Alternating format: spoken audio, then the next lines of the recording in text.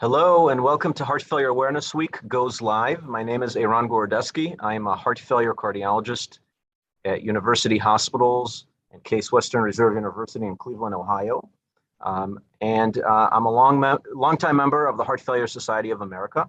I'm really excited to be here today in our first ever live streaming event for Heart Failure Awareness Week. And I have some colleagues with me from all around the country who are heart failure specialists.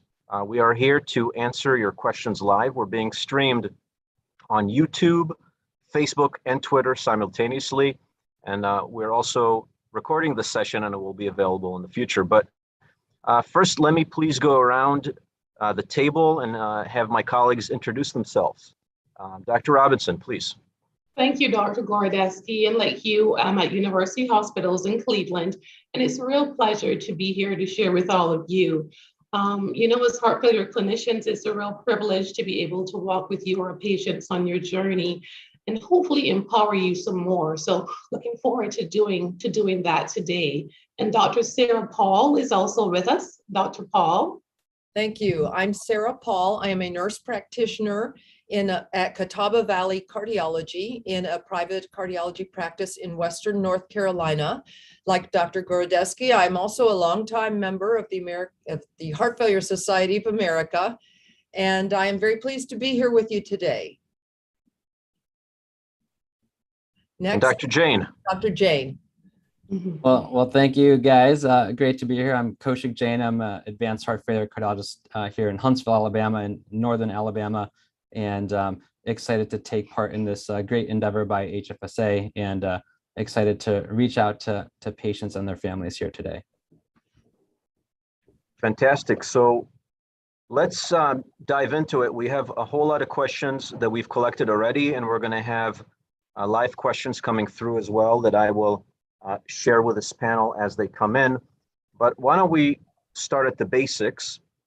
Ask my co-panelists to first address the question, what is heart failure? Yeah, so it's one of those things, and it's a very dire sounding kind of diagnosis, but essentially what heart failure is the inability of the heart muscle to provide the blood that the body needs to do its work. We basically think of it in two buckets, so to speak. One where the pump of the heart just kind of poorly contracts. So our heart muscles squeeze and relax, from birth until death. And the relaxation function, when it's not quite up to scratch, is what we call heart failure with a reduced ejection fraction. There are also some people for whom the squeezing action is pretty good, but they've got stiffer muscles or main pumping chambers, and we call that heart failure with a preserved ejection fraction. So I think, if we kind of think about it as the muscle not providing enough, forward flow or blood for the body to do what it needs to do, it's probably the best way for us to think about it, whether it's reduced ejection fraction or normal or preserved ejection fraction.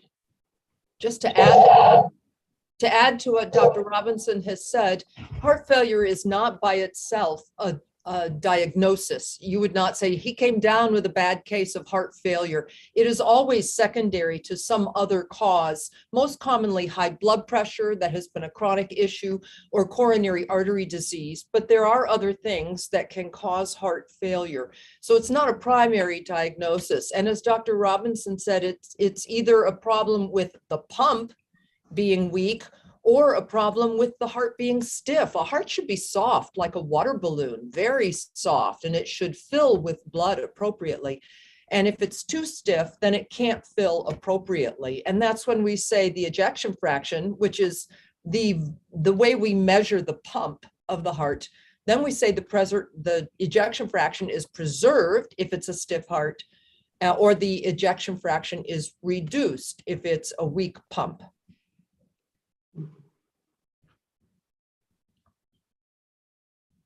Dr. Jane, in our society and our society documents refer to heart failure as having several stages.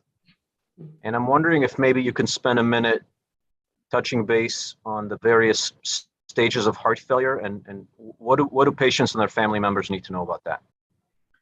Yeah, sure. That's a great question. And I think, really the stages of heart failure really kind of delineate out the patient journey and what is the patient journey along the spectrum of heart failure. And that starts at stage A, which is sort of preclinical. It's patients who have risk factors. So this could be, a parent that had congestive heart failure. So that certainly puts you at risk to also develop congestive heart failure. Patients who have high blood pressure, diabetes, particularly that are not controlled, those patients who have had coronary artery disease or heart attacks in the past, that's along the spectrum. Patients, we try to counsel on prevention and making sure that patients stay at a healthy weight. And so those are patients also that would be at risk to develop congestive heart failure. And subsequently, stage B is when you start to develop structural abnormalities of the heart. So that's more objective measures of irregularity in the heart,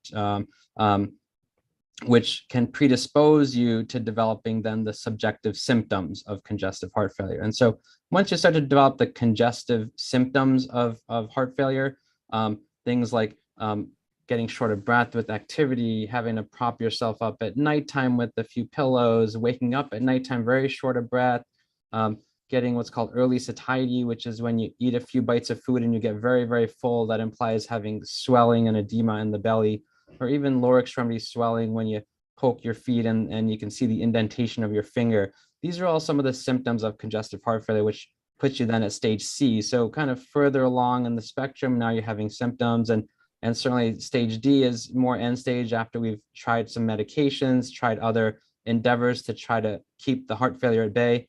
That's when patients get to the more stage D or advanced heart failure stage. Thank you so much. We have a question that came to us from social media, and I would like to ask Dr. Paul this question. And the question is, my team that takes care of me uses the term New York Heart Association functional class. And our audience member wants to know what that means. Well, we use this to guide our description of how functional a patient is. So for instance, a patient who is New York Heart Association class 1 does not have symptoms. They're doing well. They're not short of breath. They don't get short of breath when they lay down in bed. They're not swelling. They're not having symptoms. We want to measure the degree of symptoms. So then class 2 patients do have symptoms, but they're not severe. They're problems with walking up steps or pushing a heavy vacuum or something that requires more exertion. And then you get short of breath and you have some symptoms. In New York Heart Association class 3, moving along the spectrum, those patients get short of breath pretty easily. Just walking around the house, walking on a flat surface. They don't even have to go up steps or up a hill to get out of breath. Maybe taking a shower, making the bed seems to put people out of breath frequently. That's New York Heart Association class 3. The patients in New York Heart Association class 4 are short of breath just sitting still. They have a little trouble catching their breath, getting enough air, feeling like they're satisfied with their breath when they're in class 4. So obviously, New York Heart Association class 1 is the least symptoms or no symptoms. And then the spectrum is class 4, those patients who are symptomatic and they don't even have to get up and do something to have symptoms. Fantastic.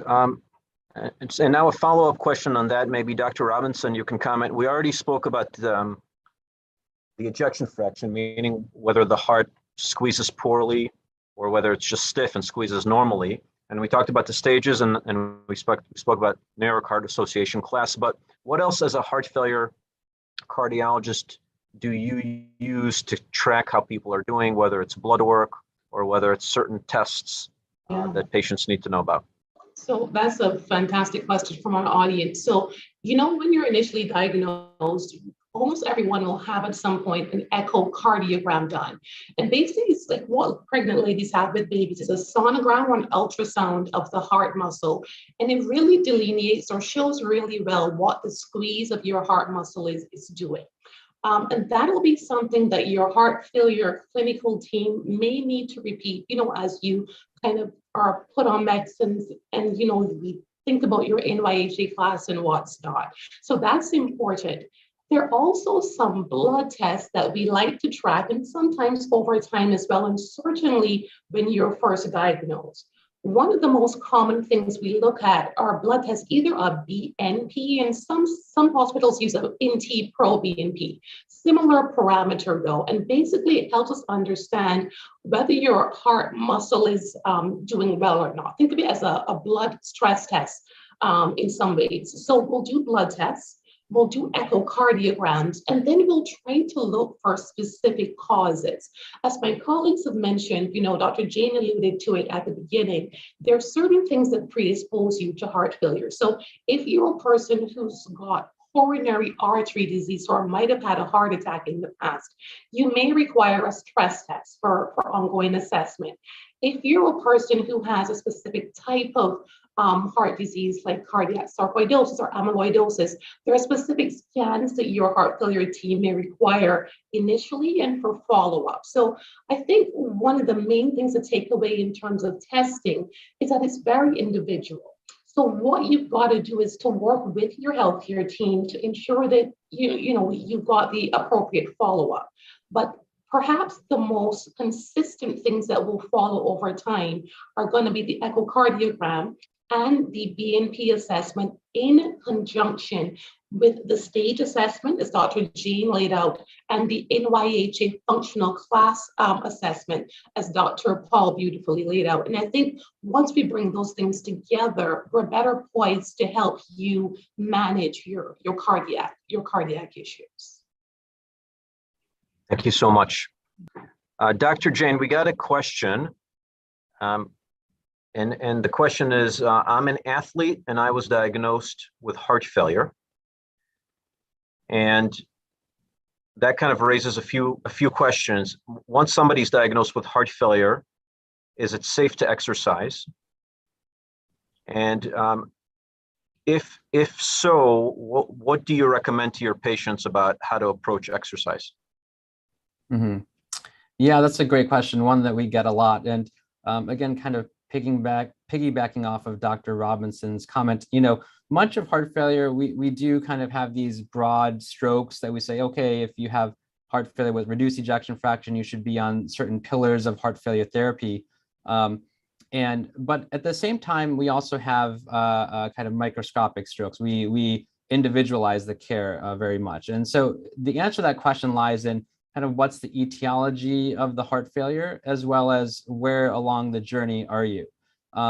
Certainly there's patients who develop higher risk types of cardiomyopathies and heart failure for the purposes of exercise, things like ARVC or arrhythmogenic right ventricular cardiomyopathy / dysplasia, things like hypertrophic cardiomyopathy, things like in the short term after developing myocarditis. These are times that it's a little bit higher risk to recommend certainly high intensity or vigorous exercise.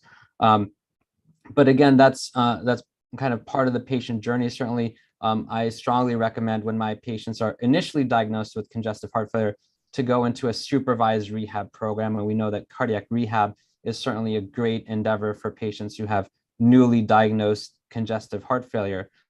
And then from there, I try to, we also know that patients who go into cardiac rehab, sometimes a few months out of cardiac rehab, they'll say, hey, I did great in cardiac rehab, but now I have not been able to continue with that. And so I tell them to try to make sure to remember in cardiac rehab, remember they monitored how long you could exercise, how you felt when you exercised, some of your vital signs when you exercise, subjective and objective parameters, as well as setting goals. And so when my patients get out of cardiac rehab, I try to make sure that they also have goals that they've set for themselves, whether that's, on week 1, walk 2 laps around the neighborhood, and then in week 2, walk 3 laps, and then week 3, walk 4 laps, and monitor how you feel, take your vital signs before and after. almost like a self-simulated cardiac rehab. And that's how they can set goals for themselves, feel accomplished when they reach their goals, and then also be able to provide their physician with clear, objective things that we can continue to work on. One of the challenges that people have with cardiac rehab is paying for it. And I'm wondering where you guys work around the country. Does insurance pay for cardiac rehab? Dr. Paul? Not a lot, unfortunately. There is a Medicare reimbursement if it is a weakened heart, what we called systolic or a reduced ejection fraction. Medicare does cover some of that under certain circumstances, but it's difficult to get it paid. It doesn't have to be at a cardiac rehab center. Most exercise organizations have experienced and trained experts to lead exercise. And I think if you meet with them and you tell them about your heart problem, things like walking on a treadmill, that doesn't have to be done in rehab if you can't afford it. And like Dr. Jane said, it can be done walking around your neighborhood. It doesn't have to be someplace that is organized or expensive. But the exercise is a very important component. Exercise is different to different people. Like the person who asked the question is an athlete, so they may want to know about running, whereas most of my patients don't run, but walking is a good exercise for them. So the thing we discourage is heavy lifting, or something that overexerts beyond your comfortable capability. But exercise doesn't have to be in rehab. It can be at a local gym, as long as you're doing the right exercises. And you should consult with your heart failure expert or your physician or nurse practitioner before starting exercise. Yeah, that really resonates with me. I know in reading the guidelines and the literature that for most patients with heart failure, exercise is important because it can improve people's quality of life, reduce levels of anxiety and depression.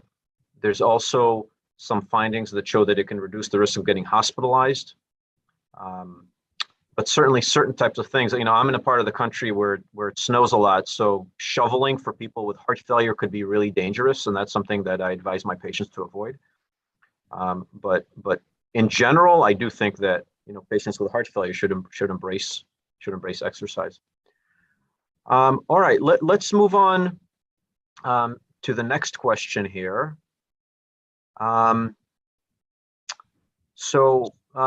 Here's a question. My primary care doctor told me that I have congestive heart failure and wants to refer me to a specialist. And what is the type of specialist that people who are newly diagnosed with heart failure, what type of specialists should people be referred to, or specialists? And what should I expect from that initial evaluation? Yeah, so I guess I'll take that one. So you may be referred to a clinical cardiologist, or you may be referred to a specialist heart failure clinic de novo. I guess it really depends on what you have available in your area. At any rate, wherever you plan to feed into the system, you can certainly expect that person to take a really good history from you, because a lot can be gleaned from your family history and your personal history. As my colleagues and I have been saying, if you've got a history of diabetes, hypertension, if you carry excess weight, these are things that kind of point us in different directions in terms of understanding the cause of your heart failure. We also want to hear about your family history also, because some disorders do run through your bloodline. Once that's done, you can expect to be evaluated. The things we look for in clinical exam are, your lung sounds. Do you have fluid when we listen to your lungs? We'll have a look at your legs, for example, as Dr. Jay mentioned earlier. When we press over your legs, can we see where we've kind of placed our thumb, where you carry an additional fluid? You'll almost certainly also have an EKG where we look at the rhythm of your heart. You'll be referred for an investigation where we can see your heart muscle imaging-wise. That's typically an echo, which is an ultrasound, again, of your heart in most parts of the country, Or you may have access to things like cardiac MRI, where you're in a long cylindrical tube and we can get a beautiful look at the heart in its entirety. So it really depends on what you've got accessible where you are. But I think those are the big tenets. One, we need to talk to you, find out who you are, what risk you bring to the table. Number two, we need to clinically examine you. What do we find? And number three, advanced investigations. And at the end of all that, we hopefully can get you on therapies, whether they're pills or whether at the time of the first meeting, you need something a little bit more intensive to kind of get you back on a journey toward more cardiac wellness. Dr. Jane, can you give us a sense if you have heart failure and you live in the south of the United States in your neck of the woods, what is your team like that takes care of patients? Your heart failure team. Mm-hmm. Yeah. What is it composed of? Yeah. So, again, in the southern United States, again, high prevalence of disease. We know that Alabama in some studies has the highest heart failure mortality in the country, unfortunately. And so much of that journey is gonna kind of reside with your primary care physician. And myself and colleagues have done a lot of outreach to ensure that the primary care doctors are well versed in modern approach to heart failure management. And that's certainly a journey and endeavor to educate the community, the physician community and the patient community about the fact that we have great medications, we have some newer devices and tools and research studies that can help fight this battle. Many of those patients are subsequently sent to a cardiologist. And again, as advanced heart failure cardiologists, it's up to us, it's our responsibility to continue educating our cardiology colleagues on the modern approach to heart failure management. And then subsequently, a lot of those patients are referred to our congestive heart failure clinic, and that's headed by our wonderful nurse practitioners who are also staying up to date, education, and the best guidelines for heart failure management. And if those patients then subsequently get more advanced, they'll see myself or one of my colleagues here in Huntsville to try to manage the more advanced stages of that disease. But it's certainly a journey, and along that journey, we want to make sure that we are extending the best therapies to every single patient. Every patient deserves access to an advanced heart failure center, to an advanced heart failure cardiologist and their team, as well as kind of the best medications that we have available. So that is a journey, and certainly something we're working on to make sure that we extend our reach, to make sure every patient here, certainly in northern Alabama, southern Tennessee, and Alabama, has the best access that they can to the best medications and providers to take care of them. So it sounds like in your neck of the woods, when somebody has heart failure, they're really being taken care of by a group of individuals rather than just one. And I'm wondering if Dr. Paul, if you could comment on what heart failure care looks like for you guys. Do you also practice on this team model, and what's the value there? There are different teams. It depends on the environment and what's available to that healthcare institution. So some teams will consist of a pharmacist, a social worker, a physician, nurse practitioners, perhaps PAs, maybe specialized nurses as a team. And they may, in the hospital, round on patients as a team. We do that. I work in a community hospital as opposed to a university hospital. But university hospitals and community hospitals often have a team that will round on those patients from different disciplines who each bring their expertise to the care of that patient. On the outpatient setting, there are specialized clinics, often within a cardiology practice, that takes care of just heart failure patients all along the spectrum, from people who have just been diagnosed to people who have very severe heart failure, who are that New York Heart Association Class 4 that I spoke with. In my particular clinic, I'm in a community hospital. We just have nurse practitioners, physicians, and we have registered nurses who work with us. But we have, for instance, a heart failure nurse navigator. Her job is to call patients at home and to find out how they are doing. The goal of the team is to find problems in the outpatient setting, is to find problems before they become serious. Our goal is to prevent patients from having to go back into the hospital again. So we may see the patients a little more frequently than other clinics. We may reach out and talk to those patients at home more frequently. We might have the patient may have a device such as a pacemaker or defibrillator, and we're able to monitor some of their physical status through the internet. And we may keep a close eye on them that way. So we perhaps hold on to patients a little tighter and watch them more closely than many clinics do, where a patient just comes intermittently from time to time. But these patients, we want to keep them out of the hospital because this is the #1 admitting diagnosis for patients over age 65 to admit to a hospital. Yeah. We try to keep these people out of the hospital. And different teams will look differently depending on the institution, on the setting. Yeah, I think there's a lot to be said for team care for patients with heart failure. And, we heard about coordinators, we heard about navigators, we heard about nurse practitioners. We heard about exercise specialists, and I think that, patients with heart failure or newly diagnosed heart failure should have a lot to benefit from heart failure clinics and teams of different specialists working together. But let me switch to another question, which is, I have heart failure. Is there anything I should do differently if I get COVID? So, Dr. Robinson.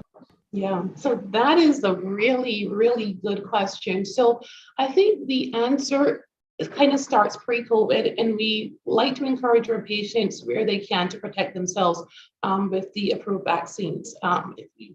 We all have access to that. If you do get COVID, I think there were some questions earlier in the pandemic about what medications were safe. We do encourage you to continue to take your heart failure medications.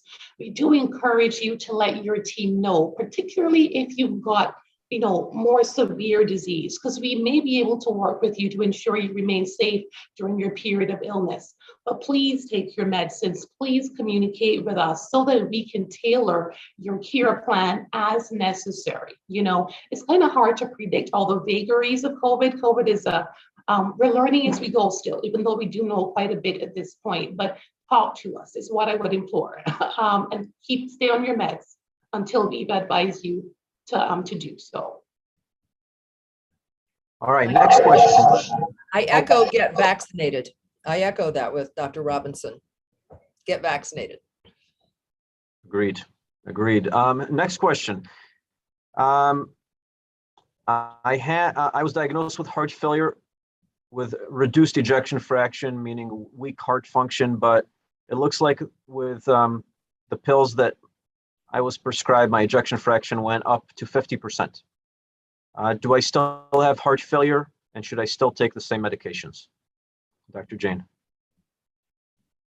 Yeah, that's a good question, and one that we get asked a lot these days with, again, heart failure with reduced ejection fraction, which has, again, we have fantastic medical therapy for that disease. And in many cases, we're able to improve the heart pump function, in many cases back to normal or close to normal. And, the prevailing thought in the community, and I certainly want to hear from our colleagues, is this really is kind of a disease similar to cancers, to some cancers. And when you have a cardiomyopathy and that cardiomyopathy is causing congestive heart failure, again, that's when your journey is beginning, and part of that journey is getting on good medications. And the hope for that journey, the endpoint for that journey, is to try to improve your heart pump function. Now, again, at that point, though, we want to make sure you continue your medications. We have some data to show that withdrawing medical therapy can result in recurrent reduction in your heart failure. And some of that heart failure is the worst that I've seen in my career, when patients recover their heart pump function or improve their heart pump function and then are taken off of medical therapy, and then the heart muscle gets weak again. And it's very hard to give that heart a second chance to get it strong again. And so we want to make sure you continue your medical therapy until, maybe down the road we have some methodology to fix the underlying issue causing the cardiomyopathy. But for now, that fix is medications. And we really want patients to understand this is more of what we think of as being in remission. And we want to make sure that they remain vigilant, that they don't get laxed and stop taking medications or stop the exercise program that they've been prescribed or stop the improving their diet that they've been prescribed. So it's again a journey, and that journey, it's great to kind of improve the heart pump function, but that's not the end of the journey. And we're excited. We congratulate those patients when we get there, but we want to make sure they understand this doesn't mean, hey, we're just going to see you every 6 years now. We're going to keep a close eye on you. This is something we call being in remission in a way. And we want to make sure that they continue on that journey, continue on that positive progression, that positive trajectory, and not get lax with it. It's a nasty disease that can come back. Can I just absolutely second what Dr. James said? That is absolutely right. And I think how I tell my patients to think about it is that's your first victory. The next level is having a full, long life. And that's kind of like the long game, right? Because you want to live long and you want to live well. And that you've recovered your ejection fraction is the first step. So you want to continue along that trajectory. So underline everything you said, Dr. James. Agree, 100%. All right, guys, the questions are coming in, so we need to move on. My heart failure is due to getting chemotherapy. Is this common? And what can our panelists say about this? So, It's not common. Go ahead, Dr. Robinson. no, I'm sorry, I didn't mean to jump in. So it is something that we see, chemotherapy associated heart failure. The good news is that we understand a lot more now about the effects of chemotherapy, and there's increasingly more we can do. Moreover, there is a subdivision of heart failure called cardio-oncology, where the specific focus is on patients, just like our audience member who sent the question in, where you're seen by a specialized team who see patients who've had chemo and can get them on appropriate therapies and monitor them long-term. So can it happen? Unfortunately, yes, but we've got to deal with the malignancy, the cancer when it crops up. But there are things we can do, and in expert hands, heart failure cardiologists with this special interest, these patients can continue to do well. So I would encourage our audience member, if they have access, to reach out to their local cardiology team to be referred for cardio-oncology review. I think it's important to note that not all chemotherapy agents cause or can contribute to the development of heart failure. So there may be other underlying problems that the patient had besides cancer, like heart disease to begin with. So it's individualized. It's not common. I wouldn't say it's common. And it's not every chemotherapy agent has that risk. It's interesting, in our field, there's now a rising specialty called cardio-oncology, and Dr. Robinson, you referred to it briefly, but it's a really interesting area. We know that certainly people are living longer. We know that we have more and more treatments for cancer, and we know more and more that these cancer therapeutics can have a side effect on the heart, and whether they cause high blood pressure or heart failure. So there are now these new types of doctors called cardio-oncologists who really focus on taking care of heart disease related to chemotherapy and cancer. And they're really the experts that we all look to, and patients should seek out. Many heart failure clinicians like us deal with this as well, but I just wanted to get that term out there. All right, next question.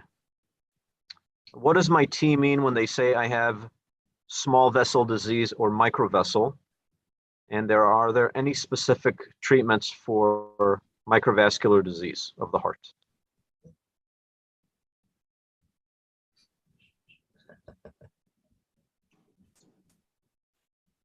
I can start. Dr. Robinson, go for it, and then That's a tough question. this is a tough one. It's a tough one. This is not going to be an easy for this panel. Nothing at all. Thanks for the challenge. So we know that we've got major blood vessels that supply your heart muscle. And think of those as like the main C. And off the C, you've got tributaries that kind of feed into your heart muscle that are closer to, the closer to the muscle, and that's the microvessels. You can think of it in those terms. And basically, microvascular disease is not so much plaque obstruction, but when you've got disease of the blood vessel wall, of those tiny little tributary blood vessels. So it's not like we're going to go in there and fix the plaque or the fatty deposits. It really comes down for very many people to controlling the things that predispose to that blood vessel wall disease. So if you are a smoker, you absolutely want to stop that. You want to control for your cholesterol levels. You want to make sure your weight is at a reasonable level. It's more controlling for the associated, what we call comorbidities or other illnesses that can predispose to microvascular disease. Microvascular disease, in theory, can go on to predispose to the stiff heart muscle dysfunction or heart failure with preserved ejection fraction, also called diastolic, or the chamber that won't relax really well. So it's also important to think about. So controlling your comorbidities is going to be critical here. And obviously staying in touch with your internist, your cardiovascular clinician, and if you do have one, a heart failure specialist. Fantastic. Any of the other panelists want to comment? That was very well said. I'll second that. A tough, very tough and challenging area, and it sounds like really the primary recommendation is to avoid things like smoking, control other risk factors. We have a question about heart regeneration, and the question is we hope our panelists can update us about where we are with either medications or interventions or things like genetic treatment to help the heart regenerate itself. Is this something that has emerged as a therapy, or where is this headed? Dr. Jain, your turn. Yeah, so kind of somewhat similar to the prior question, though I think this is more directed at the kind of primordial, what is causing the cardiomyopathy, how do we attack the primary reason for the cardiomyopathy. Again, kind of regardless, we're going to treat you in this day and age with great medications, again, our foundational pillars of heart failure, particularly for heart failure with reduced ejection fraction. And then there is some data, and this kind of outlines why, it's a good idea, primary care doctors and other cardiologists beyond heart failure cardiologists can get you on those great medications. But part of why you want to get involved early on, potentially with the advanced heart failure institution, is because you can get enrolled into clinical trials and some of these newer technologies and therapies that we have for some patients. Specifically answering that question is, there's a trial ongoing for one of the genetic cardiomyopathies called the lamin AC mutation. And that's called the ARRAY trial. So that clinical trial is looking to see if a medication, again, patients get randomized to that medication and placebo, and if that new medication will have some benefit at more the primordial level to see if we can help modulate that underlying phenotype. And so that's one of the reasons that I talk to my patients when they have a cardiomyopathy that is not from an ischemic etiology or from coronary artery disease. I oftentimes will recommend genetic testing so that we can figure out if there's a genetic etiology to their cardiomyopathy. And one of the reasons is that there's this burgeoning field of finding potential therapies for specific gene abnormalities. May I add just one thing? That was a very advanced question, and I think there's research ongoing in that area. But we do know that something happens to the heart that is called remodeling. And the heart should be shaped like a football that's been cut in half and standing on end like a cone. That's the shape of a healthy heart. But through certain physiologic events, the heart changes shape and it may become more basketball shape. And the reason these medications are so important, and that's called remodeling. We talk about the heart remodeling its shape, and that can be reversed with medication. And that's why when Dr. Robinson talks about how important it is to stay on that medication, that's what the medication does. It can help the heart remodel back to its original shape, or to a shape that is healthier and able to pump better. So that's maybe not as advanced as that question was, but that's the basis of heart failure, is to get the heart back to its original shape and texture so that it contracts and fills with blood and then squeezes appropriately. And we can do that with medication. Dr. Paul, I'd like to ask you this question from our audience. Do you recommend any supplements for patients with heart failure? For example, somebody specifically asked about coenzyme Q10. I don't on a regular basis. If someone's not eating well, a multivitamin could be in order. There is a little bit of data on coenzyme Q10, not to my knowledge in the heart failure domain, but in people who take statins, that it may reduce muscle aches. I don't know a lot about it, and the clinical studies are very small. So in a broad sweep, no, I don't really recommend supplements, because their money should be directed at the medications that are proven through research. I do see patients who come in on all kinds of crazy supplements, algae pills and things like that. And I try to encourage them to spend their money on the medications that are proven to help extend their life. As Dr. Robinson said, a good, long, full life. That's where we want them to direct their money. And also for pills. A lot of people complain about taking pills. And so I try to get them to stop taking the unnecessary pills and take those pills that can extend their life. I don't know about the other panelists, if there are any supplements that you regularly recommend. I absolutely do not. I'm with you, Dr. Paul. I mean, if you've got a well-balanced diet, and we encourage that certainly for our heart failure patients, I think you're fine. I tell my patients it probably won't hurt you. I say that with a pinch of salt, but it may not be very useful. It's a very data sparse space. You know, there's a paucity of data that suggests that these supplements are helpful for patients with heart failure. Absolutely. All right, let's move on for a moment for a question about swelling and edema. So one of our audience members says, I keep swelling up no matter what I do. And the audience member is asking, you know, how we go about addressing swelling and edema, and maybe as part of the answer, maybe we can comment on where patients with heart failure swell up, because it seems to me like it can happen. It's not always just in the legs. So maybe we could comment on that. And then, you know, what is the contemporary approach to treating swelling and edema? Dr. Jain. Yeah, and you know, so we discussed a little bit earlier that, you know, swelling and edema in the heart failure patient occurs generally in the lungs, the belly, and the legs. And you know, so again, you know, again, consult with your physician. But there's a lot of other non-cardiac reasons, non-heart failure reasons that you can get swelling in the legs. Things like venous insufficiency, which it's certainly worthwhile being at a vein clinic that might be able to help with that.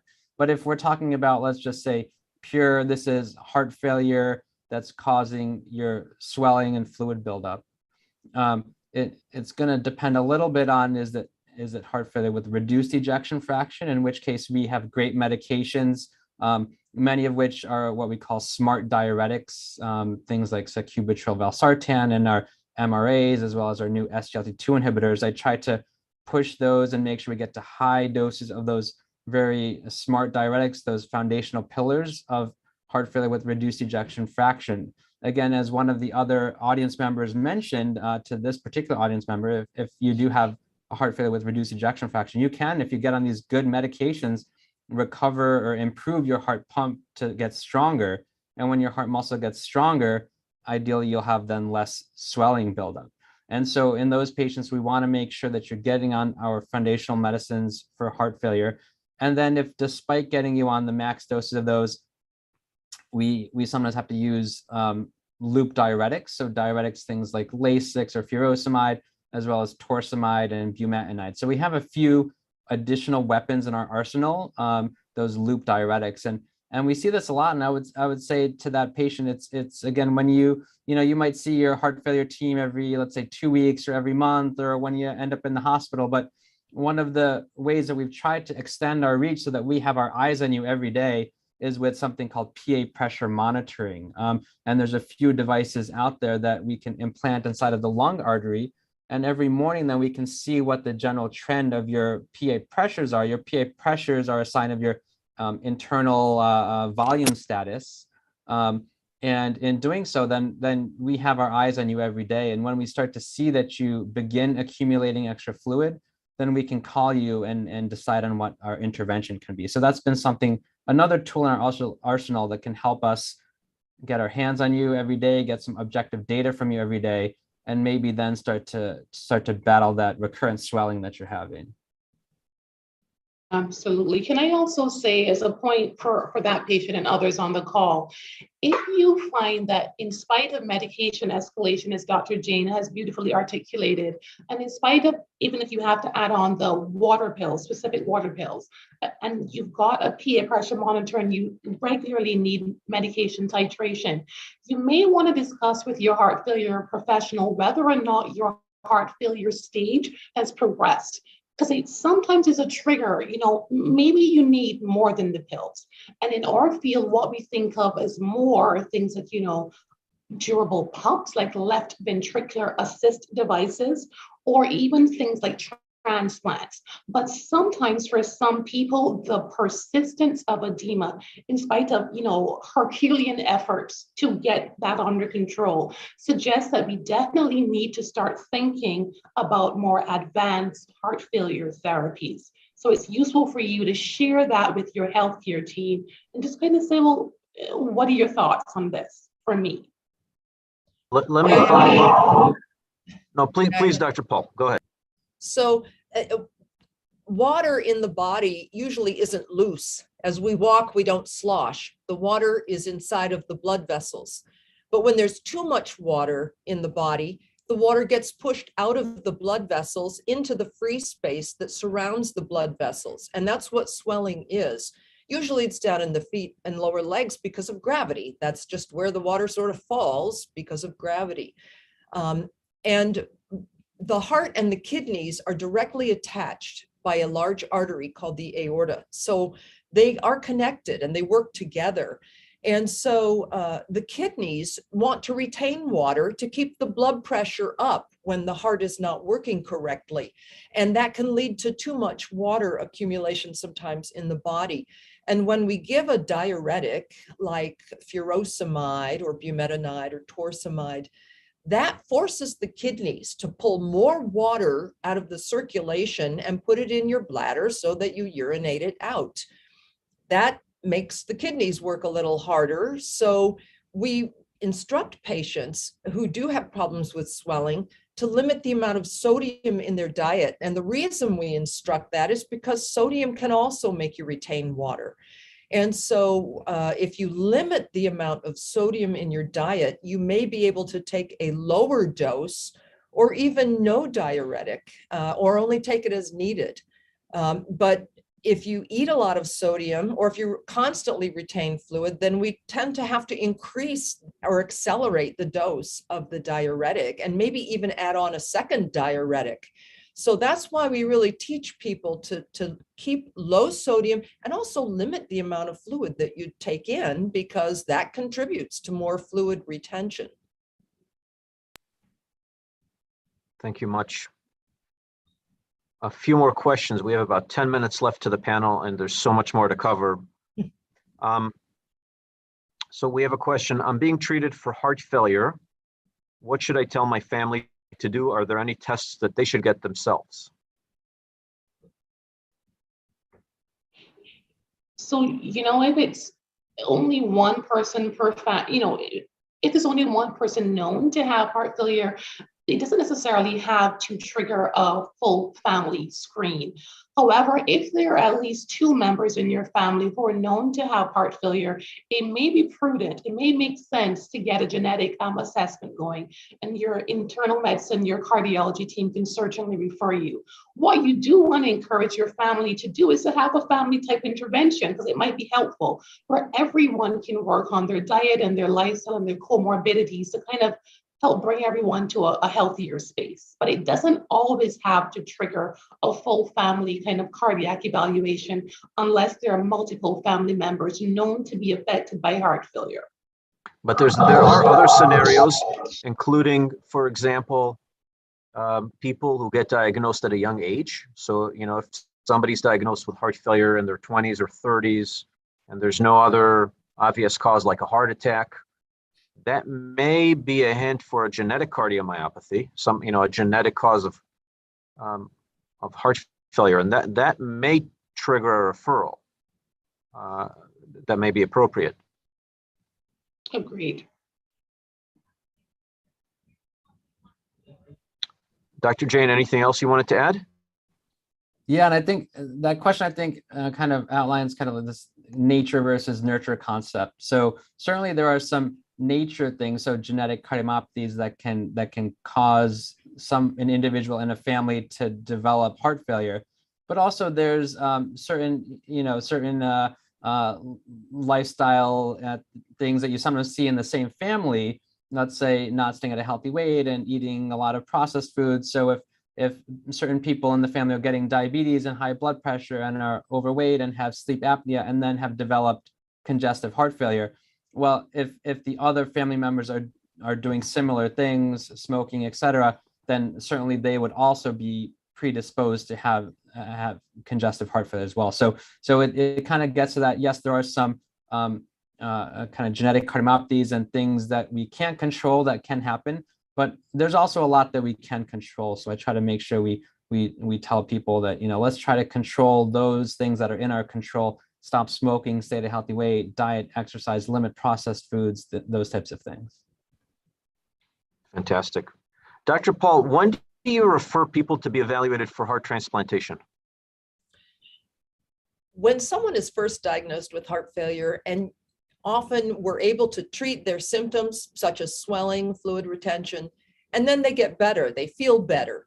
They still have heart failure if the heart problem is still there, but they may feel better, but they still have heart failure. That's kind of why we don't use the term congestive heart failure so much anymore, because even if you're not congested, you may still have heart failure.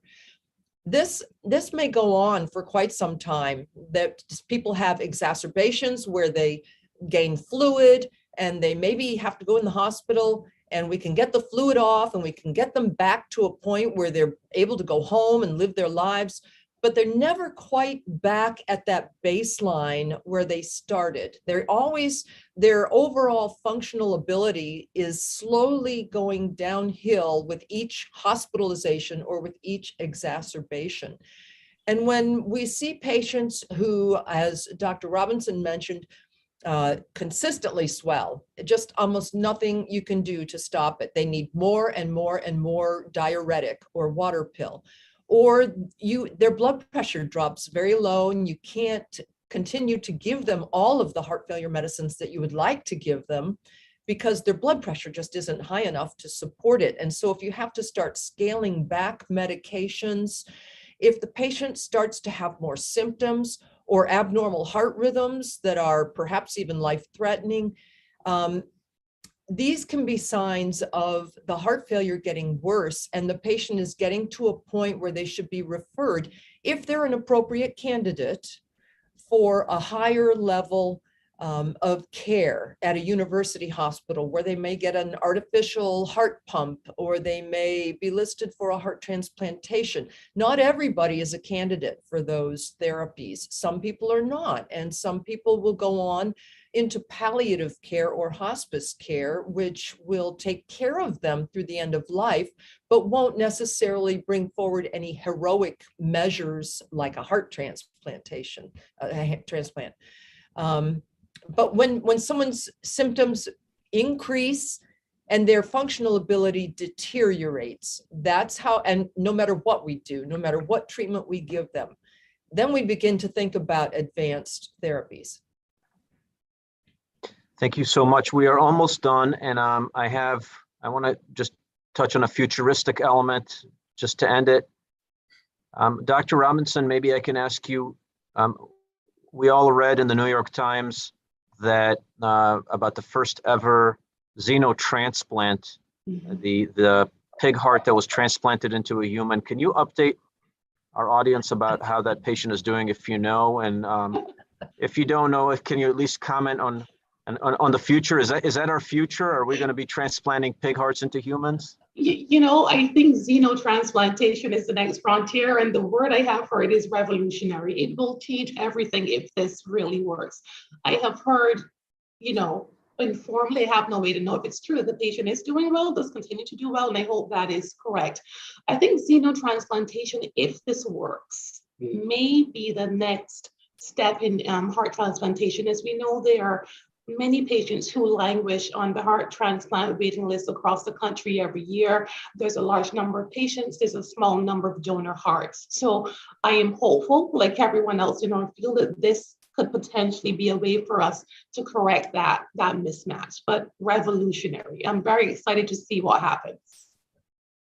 Fantastic, thank you. So we're going to wrap it up. I really want to thank all of our participants, Dr. Robinson, Dr. Jane, and Dr. Paul, for joining us and sharing some of your insights and tips. And I want to thank the Heart Failure Society of America, HFSA, for organizing this discussion on this Heart Failure Awareness Week.